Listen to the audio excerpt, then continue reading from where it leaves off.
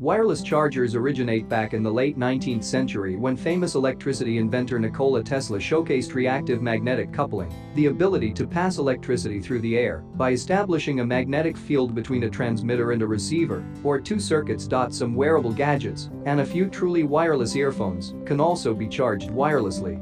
In fact, you can use the battery in your phone to wirelessly charge smaller items. Today, there are almost 6 different wireless charging technologies in use, all of which strive to eliminate the need for cords for anything from cars and kitchen appliances to smartphones and laptops. Because it promises greater mobility and technological advancements that can enable tiny Internet of Things (IoT) devices to acquire power many feet away from a charger. Wireless charging is gathering steam in the healthcare, automotive, and manufacturing sectors. A wireless charging station is all that is necessary for a compatible smartphone to begin charging. Since cables are no longer necessary, this can be very convenient. The standard is the same regardless of whether your smartphone is an iPhone or an Android, because it is not dependent on the port at the bottom of your device. The electromagnetic field created by 2 copper coils is the foundation of the most widely used wireless technologies today, and it significantly reduces the distance between a device and a charging pad. That kind of charging is what Apple built into the iPhone 8 and iPhone X. Nikola Tesla succeeded in transferring electricity via the air in the late 1800s. In order to power light bulbs in his New York City laboratory, he employed a technique known as resonant inductive coupling, which generates a magnetic field between a transmitter, which transmits electricity, and a receiver, which receives electricity. A few years later, he received a patent for the Tesla coil, a tower with an electric bolt-firing coil at its summit.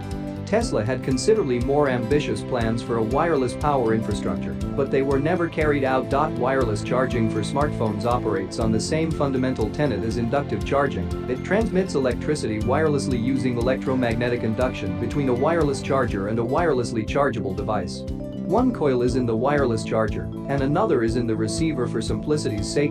So this is what happens when you set a wireless charging capable smartphone on a charging station.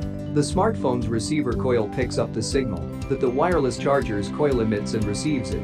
And LED on the wireless charger will typically light up or change color to show that it is charging after this has occurred. Wireless charging has advanced significantly in recent years, with faster charging times and many manufacturers unifying their technologies under the KI, pronounced cheap, standard to make their products compatible with a variety of phone makes and models. Wireless charging isn't just used by phones, pacemakers and other medical devices can also be recharged wirelessly.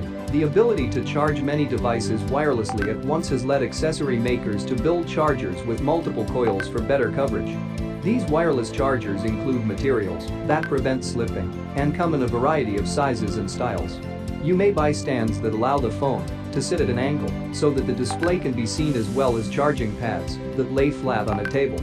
Both Samsung and Google offer wireless chargers for their products, but because of the KI standard, they also work with many other items. Additionally, Apple unveiled its own AirPower wireless charger, which was designed to support many devices simultaneously. There are certain disadvantages to wireless charging. The receiver will receive less energy from a magnetic field the further it is from the transmitter, making wired charging slower and less effective. Because they require so much power, phones can only be charged a short distance away. Another drawback of wireless charging is that it produces considerable heat. Making quick wireless chargers that can compete with the plug-in chargers we currently use has been discouraged as a result. You could definitely hold a coil the size of a desktop a foot above the desk, but it would require a lot of power. The main issue with wireless charging in general is that the goal of the research is to make our phones more energy efficient or to boost the efficiency of charging. We can now use wireless charging in reverse. Although the idea is quite similar to wireless charging, in this instance a smartphone is being used to wirelessly charge another gadget. Smaller gadgets, like wireless earphones or an activity tracker, are charged using the smartphone's coil, which also serves as a transmitter. Reverse wireless charging is supported by very few smartphones.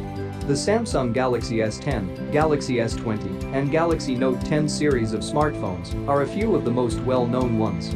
We advise against using reverse wireless charging unless it is absolutely necessary because it is similarly slow and inefficient.